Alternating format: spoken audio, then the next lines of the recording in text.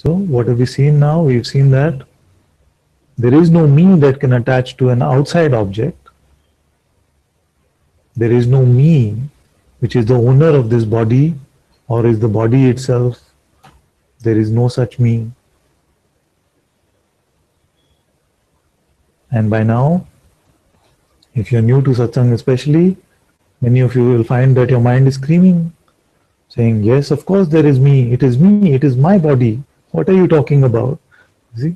So look at even this.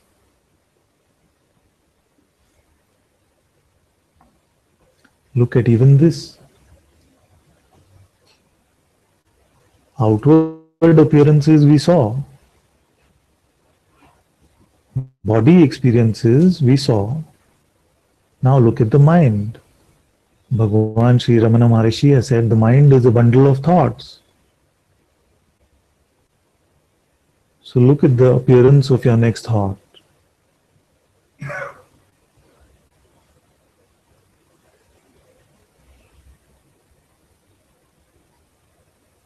Notice how you perceive it. Do you perceive it as a sound? Do you perceive it as a visual? In what way do you interact with this energy construct called thought?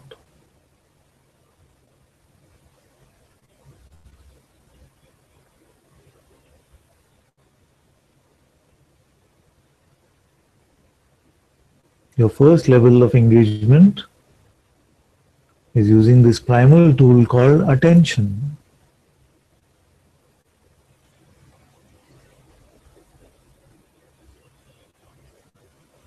Attention is what brings phenomena to life.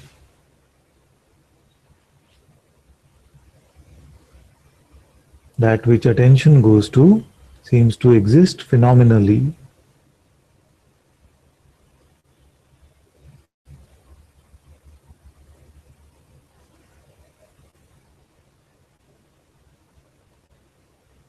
But there is another primal power called the power of belief. Because attention can go to all thoughts, but not all thoughts are believed.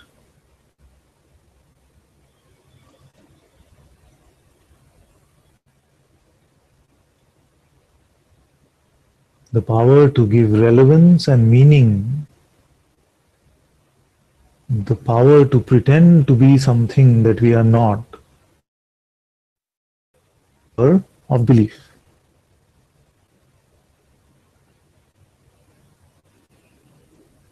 And every single thought is telling you the story of your separation, of your individuality.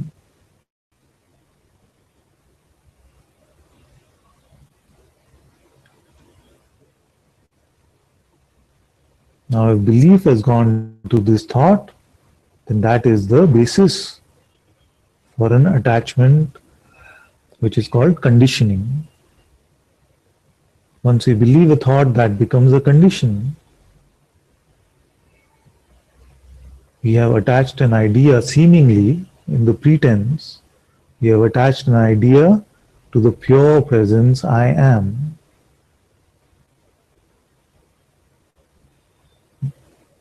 This I am, now we have attached an idea to it saying, I am right, I am wrong, I am truthful, I am happy, I am suffering. All these are conditions which seem to get appended to that which is fundamentally unattached, this pure presence of being.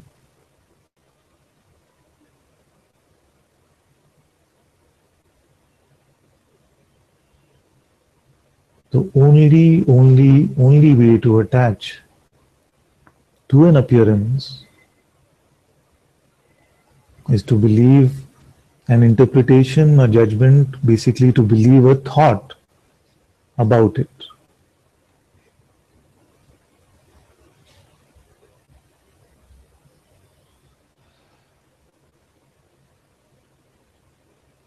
Because what is an attachment?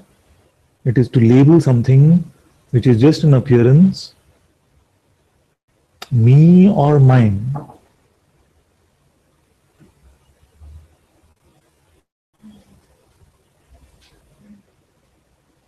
To say that something which is just appearing and going to disappear, that is me or it belongs to me, that is the basis of attachment.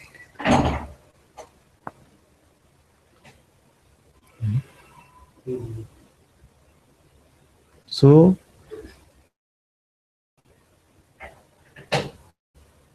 when the sage said,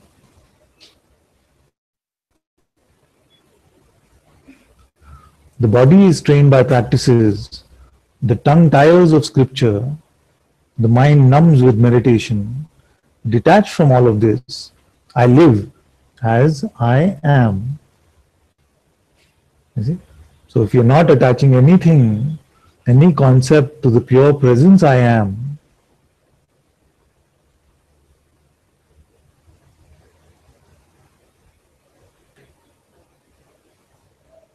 then that is what is called unassociated being, unassociated presence. And that is the point of satsang,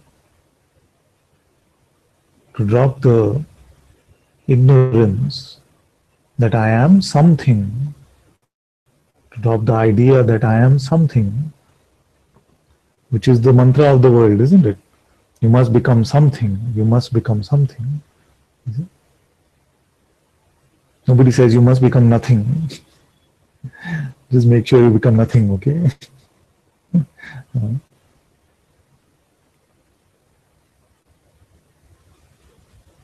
So this, in this simplicity of not attaching to anything, is surrender, is openness, is non-resistance. And ego is another name for resistance. If you just allow everything to come and go,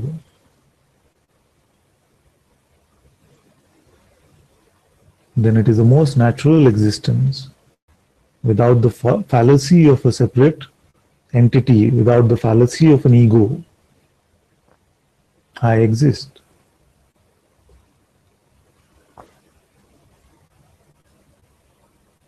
See?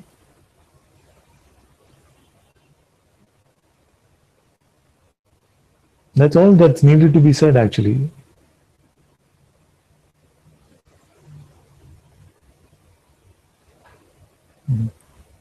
So why is it that if this is true, then why did the sages suggest meditation? Why did they suggest reading of scripture? Why did they suggest practices?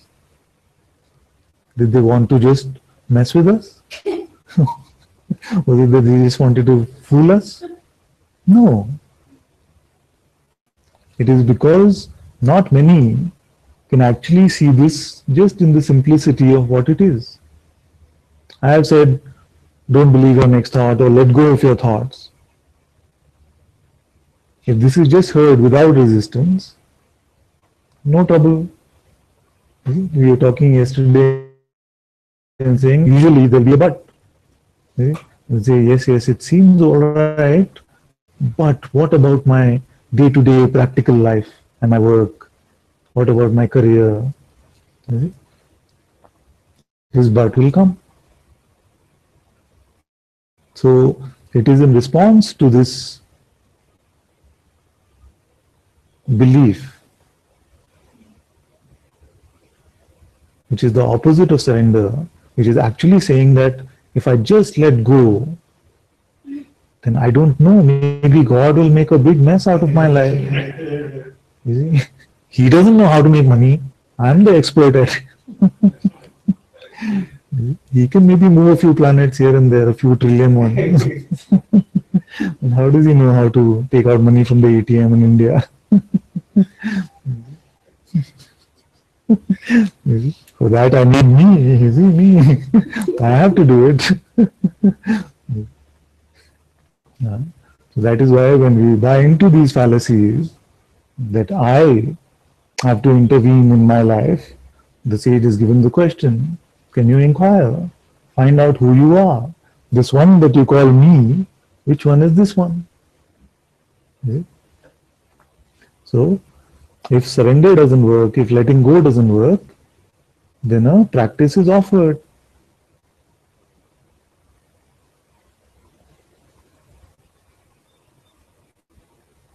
And the practice can be very beautiful because it helps to look at the basis of this conditioning, the false conditioning, and see that there is nobody there.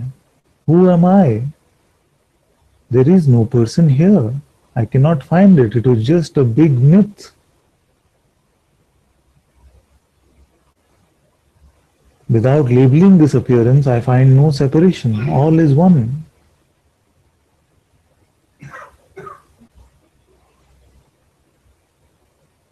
You see? So, if inquiry doesn't happen, we were saying yesterday also that if inquiry doesn't happen, you say, okay, I'm not able to understand the question. Of course, it's me. What is the point of this question? Of course, it's me. What are you asking really? You see? Then the sage might say, okay, for some time, find a way to give some peace to your mind. Meditate. And a meditation technique will be taught to you.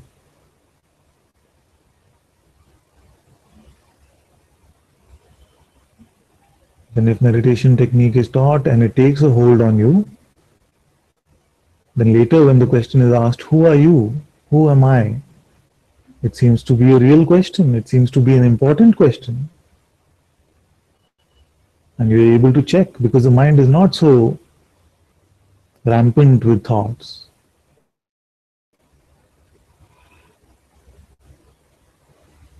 But some of us, we are not able to meditate. You say, I sit for meditation and all the distractions, all the email I'm supposed to send, all the WhatsApp messages I'm getting, I don't know what the Prime Minister is announcing. I want to know he had a special address at 8 tonight. The mind is distracted. I'm not able to meditate. And the meditation technique that you have given me is not working. So then the sage might say, okay, here is a copy of the Bhagavad Gita. Is it? Big one. You can read that. You stand over there, flip, read the scripture. Because you are then engaged in the energetic presence of this beautiful scripture, and in reading the scripture over and over, our mental concepts are hammered by the words of the Master, the Sadguru, speaking as consciousness, as Krishna, whatever word you want to use.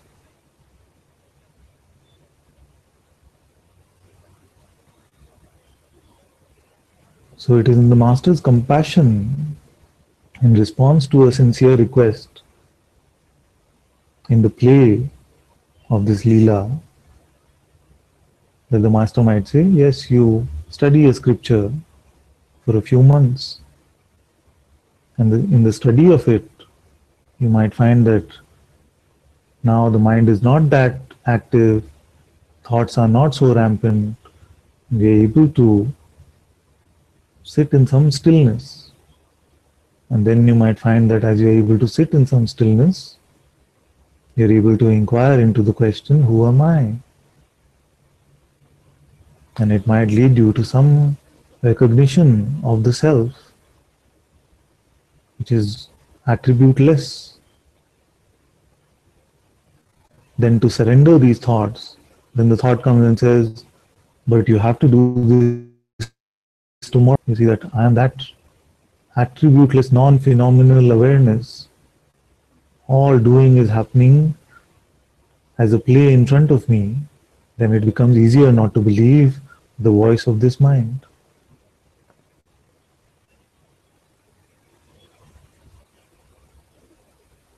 You see? But for some of us, even to read a scripture is not possible. They say, okay, come to satsang and just sit. Even if you're not getting anything, if it's all sounding like blah, blah, blah, blah, blah, this abstract stuff, just come and sit. You might find that in the energy of the satsang, something starts to open up.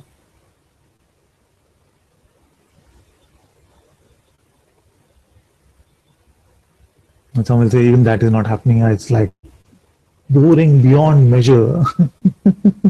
I'm dying here. Give me something else I can do. Say, okay, here is a mantra. You chant it 1 hour every day, half an hour in the morning, half an hour in the evening. Chant it. Some peace.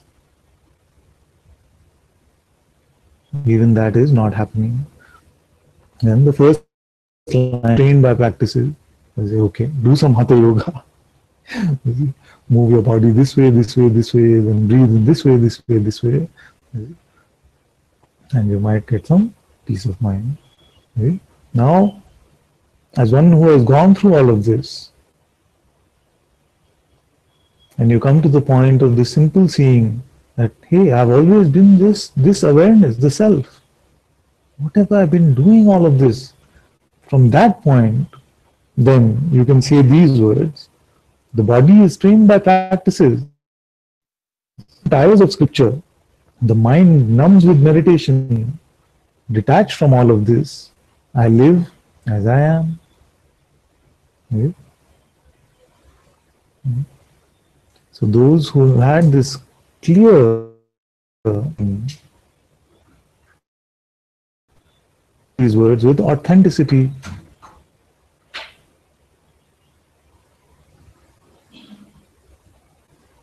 and they are true because in the midst of all of the play of separation, nothing really happened to awareness.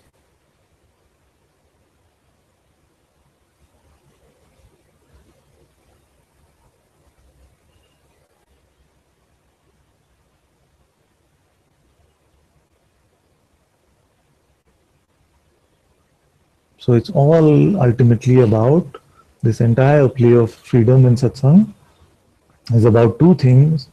One is the authenticity of the self-recognition, and the second is the dropping of this false voice called the mind.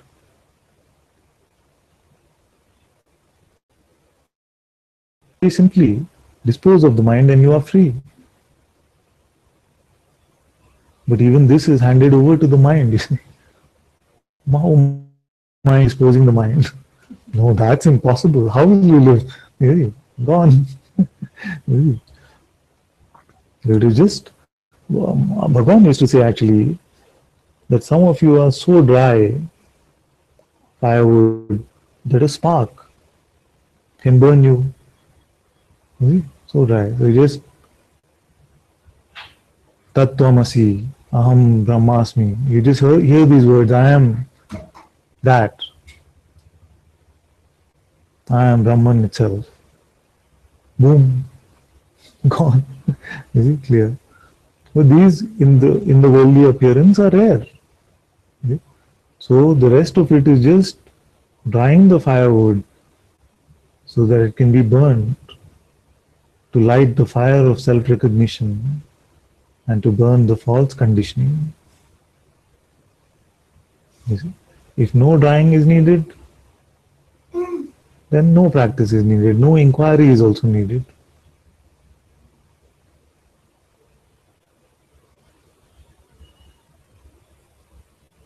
How to tell whether drying is needed? You know. In your heart, you know.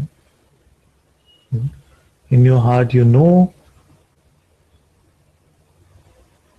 whether the sense of being a separate individual, whether there's a sense of individual suffering, whether the sense of individual desire and aversion still remains.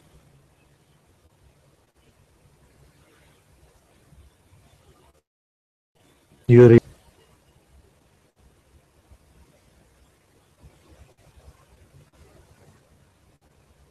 and Bhagavan has given the most beautiful sword to this non-existent personal entity, which is the inquiry. Ask yourself, who am I?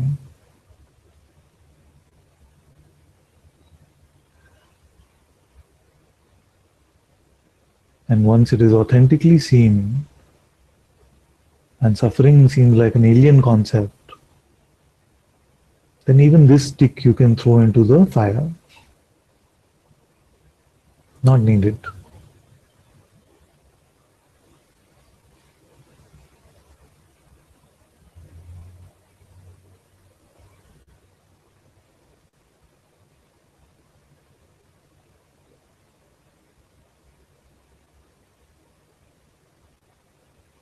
Another very nice litmus test is to see whether there is resistance to the inquiry. If there is resistance to the inquiry, why would there be? If it seems like, no, I don't want to do the inquiry anymore, I'm done with all of this, then what are we speaking as? Because I can tell you from my experience at least, and not presuming that this has to be everyone's experience, but here there is no resistance to inquiry. The inquiry is not done in the same way maybe. You sit and you say, okay, who am I? But that active looking is very beautiful and it continues here. Just like we were joking the other day and saying, sometimes just who is enough? Sometimes just who is enough. That's inquiry done. We're not saying do a half an hour or make it a point to do it like this. You see, but why would you not want to look? It's so glorious what you're finding. Why would we not want to look? If you are coming to this direct seeing of the self, awareness aware of itself, and consciousness coming to this recognition, what is there to resist? It's more beautiful than any experience you can have phenomenally. So what resists is only the idea that I don't need this anymore because it feels like work. And if it feels like work, we must be able to check whether some concept of doership still remains, is still alive. Because it is most effortless actually.